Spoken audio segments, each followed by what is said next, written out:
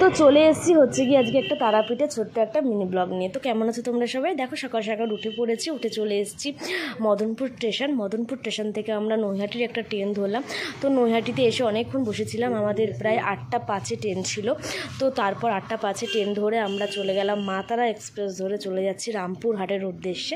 তো দেখো ট্রেনটে উঠেও গেছি, আর আমরা জাস্ট হুগলি ব্রিজটা পার হচ্ছিলাম। তো ব্রিজটা দেখতে খুব ভালো লাগছিলো ট্রেনের মধ্যে দিয়ে, তাই জন্য একটু ক্যাপচার করে রেখেছিলাম তোমার সাথে শেয়ার করব বলে।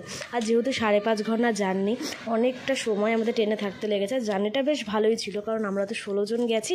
একা একা গেলে একদমই বোরিং ফিল হবে, যেহেতু সবাই মিলে গেছি তো খুব মজা করতে করতে গেছি।